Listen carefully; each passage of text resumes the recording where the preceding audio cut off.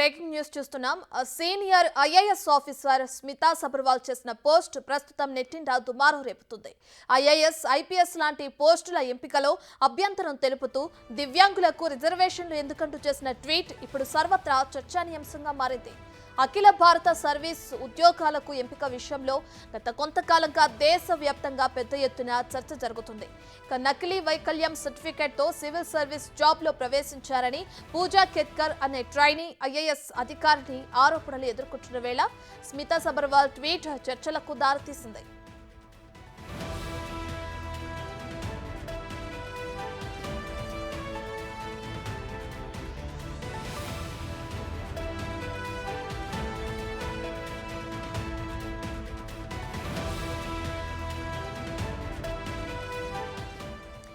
దివ్యాంగులకు గౌరవం ఇవ్వాల్సిందే అంటూనే వారికి సివిల్ సర్వీసెస్ లో కోటా ఎందుకని ప్రశ్నించారు స్మితా సబర్వాల్.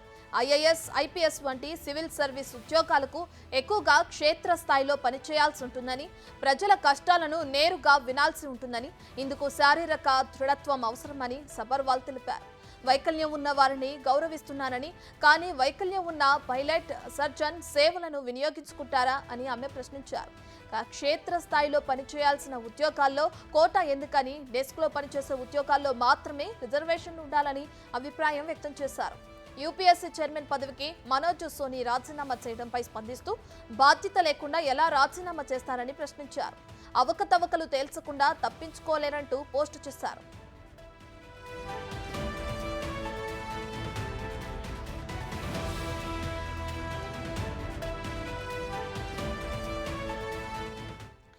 స్మితా సబర్వాల్ చేసిన ట్వీట్స్ వైరల్ అవుతుండటంతో దేశవ్యాప్తంగా ఉన్న పలువురు రాజకీయ నాయకులు, మాజీ అధికారులు, అడ్వకేట్లు స్పందిస్తున్నారు.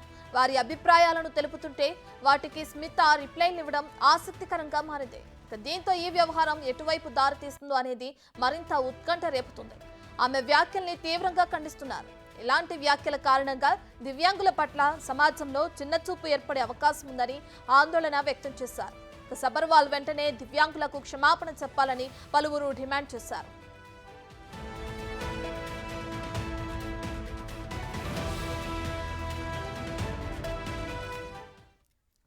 ఇక స్మితా సబర్వాల్ చేసిన వ్యాఖ్యలు ట్వీట్ చేయడం కూడా మనం చూస్తున్నాం. అయితే దీనికి సంబంధించి విద్యావేత్త బాలలత స్పందిస్తున్నారు. ఒకసారి తనతో మాట్లాడదాం. ఈ ట్వీట్ కి సంబంధించి ఏమంటారో కూడా విందాం. Right, good morning madam. Good morning అండి. స్మితా సబర్వాల్ చేసిన ట్వీట్ మనం చూస్తున్నాం. దాని గురించి మీరు ఏమంటారు మేడం? ఆ వ్యాఖ్యలు చాలా అనుచితం అండి. మేము తీవ్రంగా ఖండిస్తున్నాం. నేనే కాదు, ఆంధ్ర, తెలంగాణలో ప్రజానికం మొత్తం కూడా ఆవిడ వ్యాఖ్యలు ఖండిస్తున్నారు. ఆవిడ ఎవరండి చెప్పడానికి? డిజేబుల్ వాళ్ళు పైలట్స్ గా తీసుకుంటారా? డిజేబుల్ వాళ్ళు సర్జరీ చేస్తే మీరు నమ్ముతారా? సర్జరీని ట్రస్ట్ చేస్తారా? ఇట్లాంటి వ్యాఖ్యలు దివ్యాంగ సమాజం మీద చేయటము, ముఖ్యంగా ఆవిడ గవర్నమెంట్ తరపున, అంటే ఆవిడ ఒక ఐఏఎస్ ఆఫీసర్, 24 సంవత్సరాలు పనిచేశారు. ఇంత దారుణమైన వ్యాఖ్యలు చేస్తున్నారు. నాకు చాలా డౌట్ అండి. ఈవిడికి ఇప్పుడు ఫిజికల్ ఫిట్నెస్ ఇంపార్టెంటా, మెంటల్ ఫిట్నెస్ ఇంపార్టెంటా అని, అసలు ఆవిడకి మెంటల్ గా సరిగ్గా ఉందా లేదా ఆలోచనలు అనేది కూడా నాకు డౌట్ వస్తుంది. రెండోది, ఈవిడ డిజేబుల్ కమ్యూనిటీ గురించి, ఈవిడ ఇలాంటి కోటా గురించి వ్యాఖ్యలు చేయడానికి ఈవిడ కాదండి అథారిటీ. డిఓపిటి మినిస్ట్రీ, పార్లమెంటు, తర్వాత జ్యుడిషియరీ, ఈవిడికి ఏ అథారిటీ ఉండి ఇలాంటి వ్యాఖ్యలు చేసింది?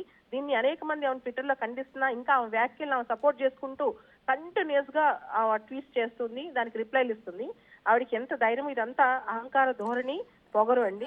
రెండో విషయం, లత గారు, అంటే ఇప్పటికే చూసుకుంటే ఆవిడ దివ్యాంగులకి నేను రెస్పెక్ట్ ఇస్తాను అని అంటున్నారు. అలాగే చూసుకుంటే వాళ్ళు ఈ సర్వీసెస్ అంటే సివిల్ సర్వీసెస్ లో ఎందుకు కొనసాగాలని కూడా అంటున్నారు. అంటే క్షేత్రస్థాయిలో ఎక్కువగా పనిచేయాల్సి ఉంటుంది, ప్రజల కోసం కష్టపడాలి, నేరుగా వెళ్లాల్సి ఉంటుంది. సో ఇటువంటి కోటాలో వీళ్ళు ఉండడం వల్ల ఏంటి ఉపయోగం అన్నట్లు కూడా ఆవిడ ట్వీట్ ఉంది. సో దాన్ని ఎలా చూడొచ్చంటారు? అంటే ఒక పక్కన వాళ్ళకి వాల్యూస్ ఇస్తూనే, రెస్పెక్ట్ ఇస్తూనే అంటున్నారు, ఇంకో పక్క ఈ విధమైన ట్వీట్ చేశారు కదా, దీన్ని ఎలా చూడొచ్చంటారు?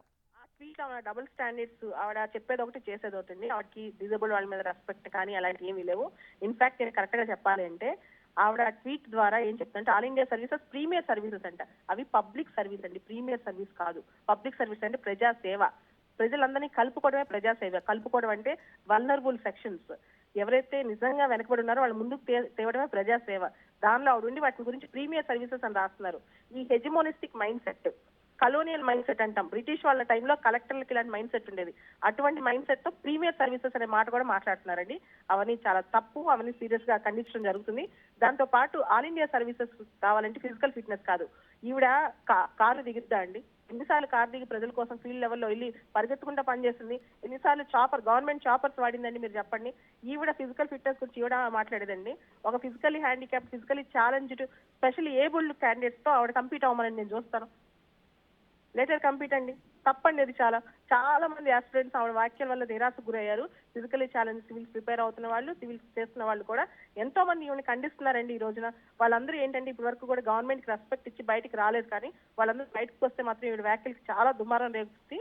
ఈవిడ ఇమీడియట్ గా ఫిజికలీ ఛాలెంజ్ వాళ్ళకి సారీ చెప్పాలి, అపాలజైజ్ చేయాలి, ఆ వ్యాఖ్యలను వెనక్కి తీసుకోవాలి. రైట్ మేడం, అంటే ఇప్పటికే చూసుకునే నకిలీ సర్టిఫికెట్స్ పెట్టి ఆ సివిల్ సర్వీసెస్లో జాబ్లో ప్రవేశించాలని చూశారు పూజా కేత్కర్ అని.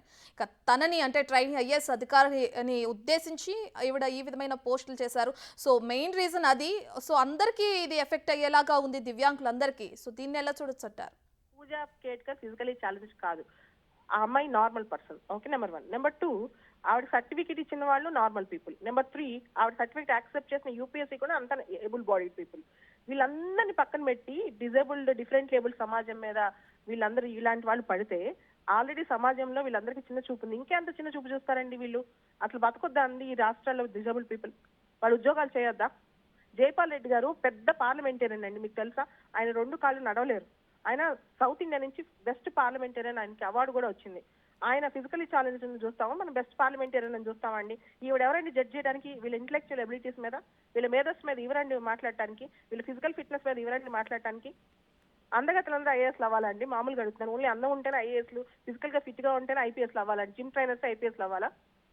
సుప్రీంకోర్టు ఈ వ్యాఖ్యలను ఖండించిందండి లాస్ట్ ఇయర్. సుప్రీంకోర్టు చెప్పింది ఐపీఎస్ కూడా ఫిజికలీ ఛాలెంజ్ వాళ్ళు అప్లై చేయొచ్చని సుప్రీంకోర్టు జడ్జిమెంట్ ఇచ్చిందండి లాస్ట్ ఇయర్. రైట్. వీటికి సంబంధించి మేడం అటు అడ్వకేట్లు కానీ రాజకీయ నేతలు కానీ రీట్వీట్స్ చేస్తున్నారు. అంటే తను చేసిన దానికి ఇది కరెక్ట్ కాదని రీట్వీట్స్ చేయడం కూడా మనం చూస్తున్నాం. దానికి కూడా ఈవిడ రిప్లైలు ఇస్తున్నారు. అంటే తను పెట్టిన పోస్ట్ అహంకారం అండి, అహంకారం. ఎందుకంటే ఆవిడే ఫిజికలీ ఛాలెంజ్ అయి ఉంటే, ఎవరు పుట్టుకతో మేము డిజేబుల్ గా పుట్టాలి, ఫిజికలీ ఛాలెంజ్ గా పుట్టాలని పుట్టరండి. అది దేవుడిచ్చిన, అది సపోర్ట్ అనుకోవచ్చు, దేవుడిచ్చిన స్పెషల్ ఎబిలిటీ అనుకోవచ్చు.